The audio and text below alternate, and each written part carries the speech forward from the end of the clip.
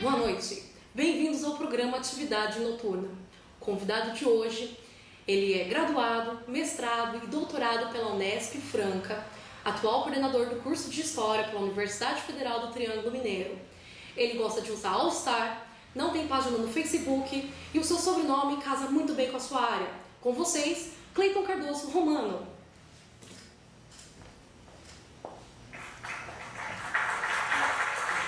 Boa noite.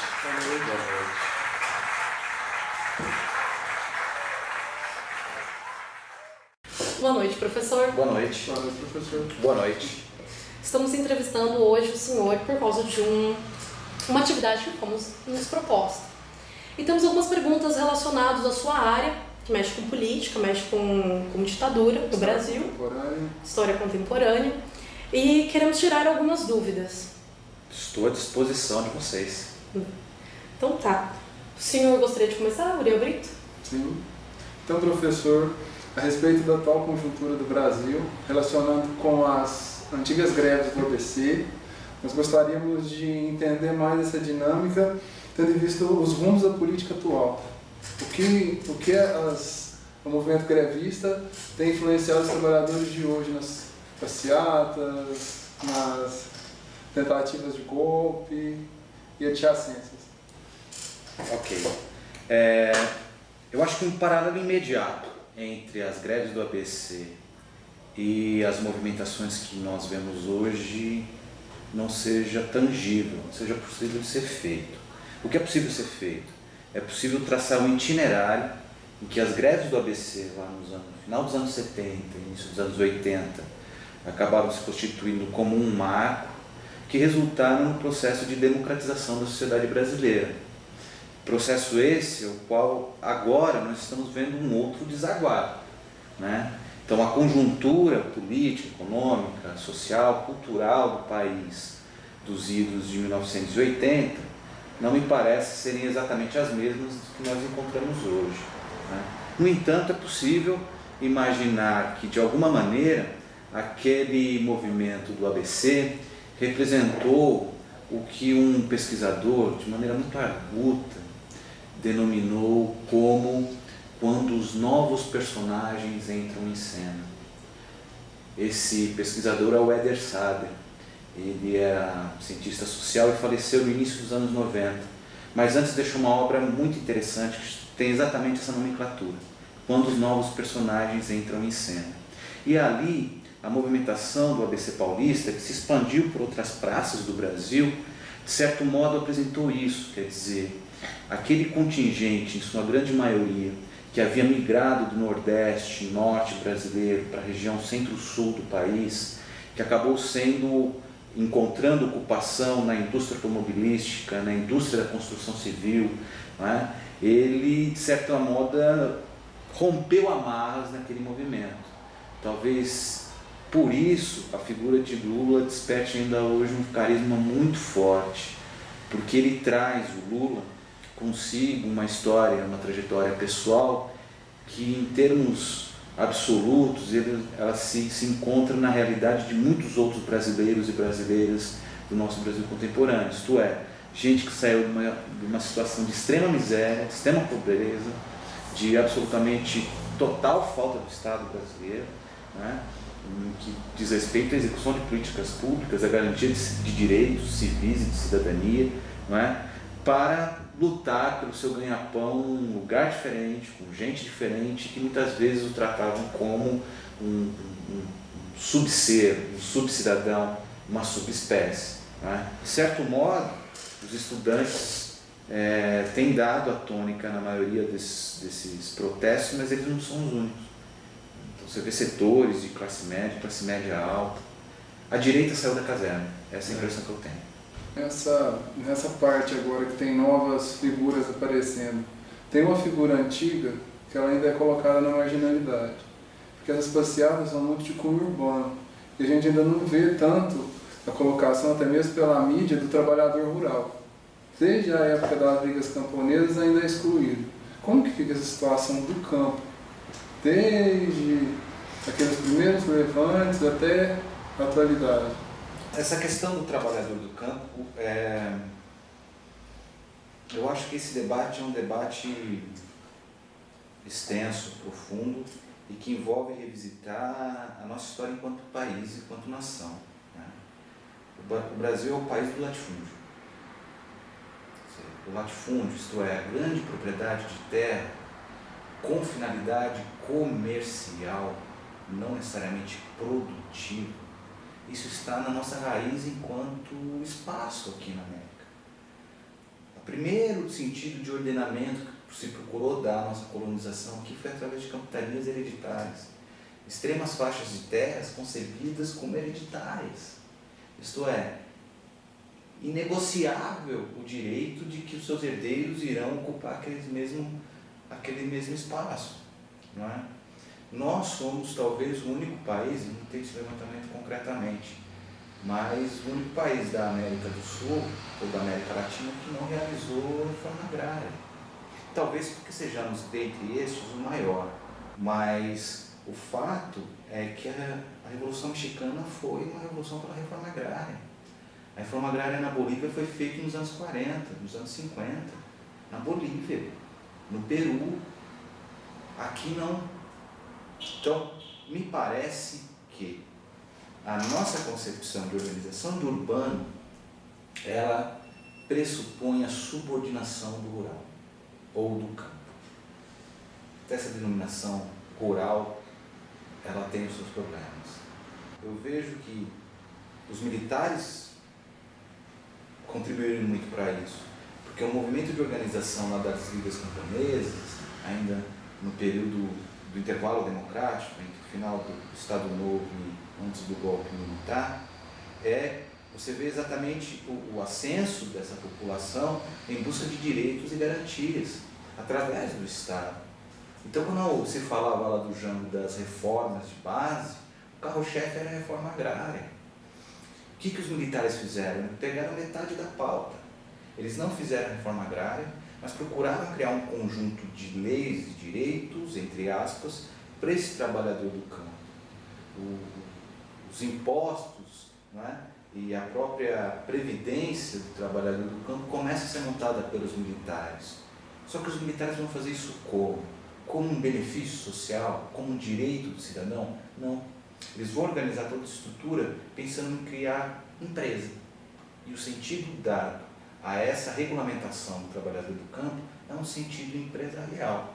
No meu modo de ver, combinou-se um latifúndio histórico e, a partir dos militares, um sentido empresarial de transformar todas as relações em relações absolutamente capitalistas que fazem o esteio que hoje eles chamam de agronegócio, que, de certo modo, tem produzido uma série de aberrações em termos de ocupação de espaço, de produção de alimentos e de exclusão dos trabalhadores da sua convivência com a terra. Né? O agronegócio é responsável pelo maior PIB no Brasil, coisa e tal, e a Cátia Abreu, tá vendo? A Dilma dá uma escorregada feia, que a Cátia Abreu argui por aí, dizendo: olha, os trabalhadores rurais, o produtor rural é aquele que tem sustentado o Brasil nos últimos tempos. Né? Na verdade, há por trás disso um conjunto que foi montado, no meu modo de ver, desde a época dos militares, né? e que termina por expulsar esse homem do campo. Então, se o MST perdeu força, ele perdeu uma série de questões, inclusive as dissidências internas, a federação de movimentos que se criou a partir do próprio MST. Por outro lado, você vê o ascenso o movimento dos trabalhadores sem teto. Maioria composta de pessoas que foram expulsas do mundo do campo para o mundo urbano, e no mundo urbano se vê dentro de uma ciranda de especulação imobiliária que o Estado brasileiro parece que está a serviço, né, disso. Né? Não ter uma política de casa própria no Brasil até hoje. Interessa para o Silvio Santos vender casa própria no programa dele, e para quem tem casa própria poder alugar pelo preço que ele convida.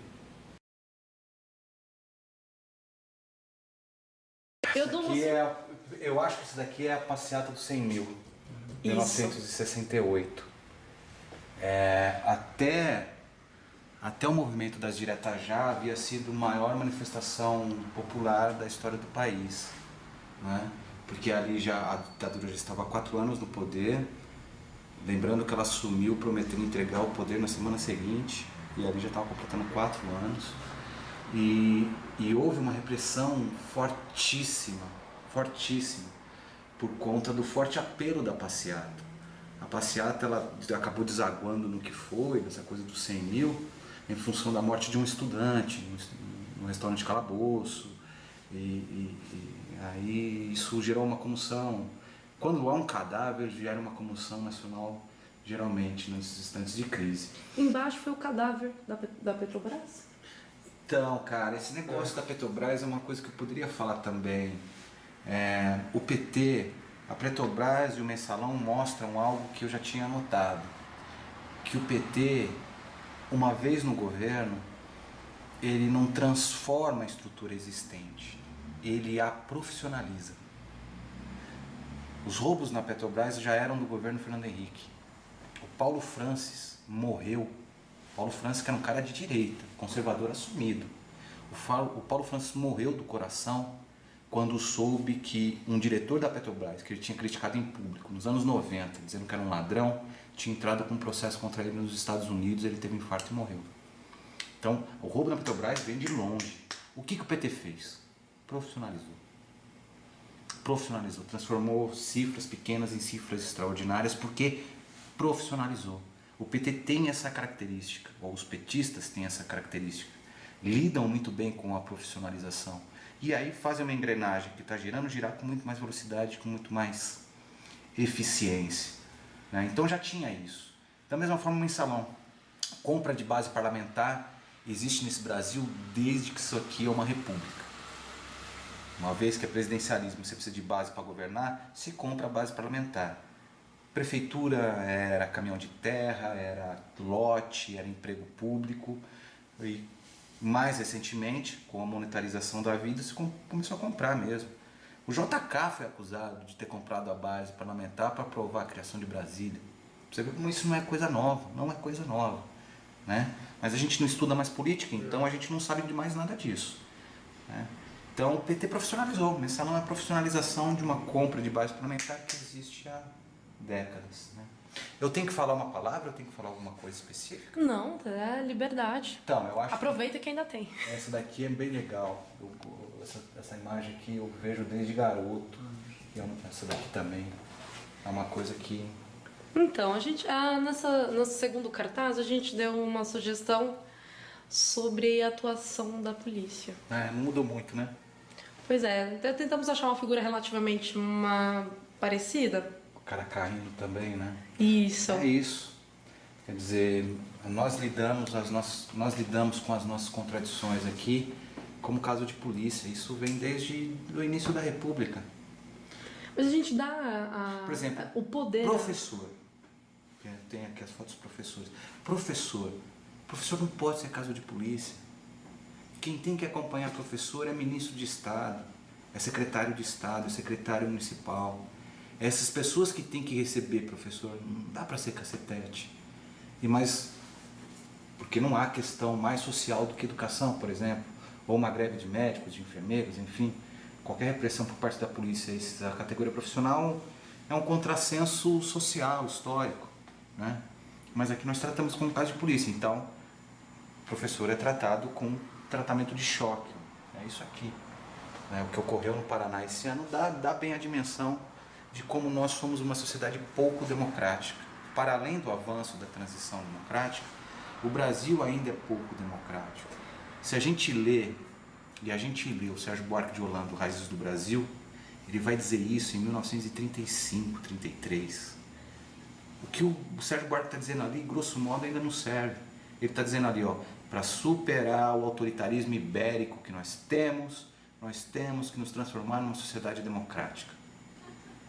O desafio está aberto até hoje. Passamos por Estado Novo, por Vargas, por golpe, por transição democrática, e está aí, está aberto. Nós não somos uma sociedade democrática. Nós somos o maior homicida do mundo. Nós somos o país que mais mata questões sexuais no mundo inteiro, por não saber lidar com o homossexualismo. Isso é uma sociedade democrática? Não é. E na foto do selfie, enquanto tem ao mesmo tempo o selfie do 15 de março. Selfie com a camisa do CBF, é sensacional isso. E que polícia que é essa? Em que numa manifestação tira uma selfie com o manifestante enquanto na outra repreende? É porque eles se identificam, né? Eu acho que o Conte acertou. A gente estava ouvindo lá o hino e tal. O Conte acertou, é isso que eles querem. Eles querem mesmo um Estado forte, não querem uma arena para se discutir as democracias, democraticamente as diferenças. E aí é o poder da força. Então essas pessoas estão querendo exatamente isso. Como que a gente lida com as nossas diferenças? Com porrada. Que é o que aquele menino fez lá com o repórter. Como é que eu lido com a diferença com você? Te dando porrada. Te dando porrada. Bom, quem é o profissional da porrada? É o policial militar, então esse é o nosso herói. Mais alguma Vai observação? Então, a gente achou que são... O cara tá sendo enforcado, velho. Não, é um abraço. Isso aqui é um golpe de MMA. Muay Thai, de MMA, sei lá, cara.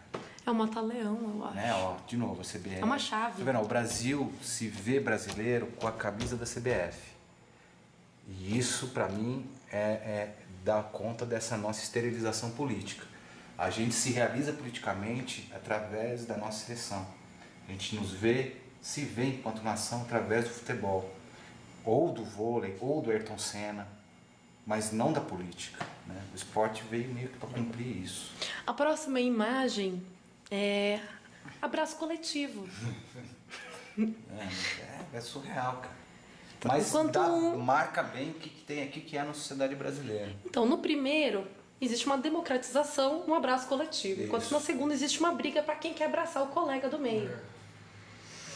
Pode ver a própria caricatura, né? Isso aqui tem cara de professor. É dos professores, a manifestação dos professores do Paraná. Isso aqui tem um óculos bem transado.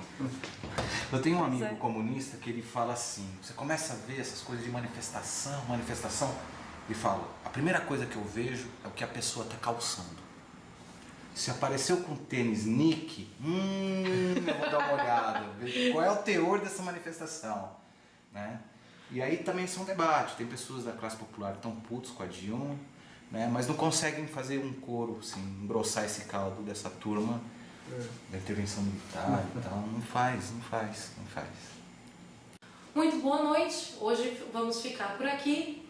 Quem sabe teremos um próximo programa.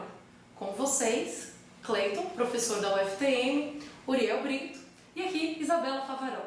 Tenha uma boa noite. Boa noite. E obrigado pelo convite.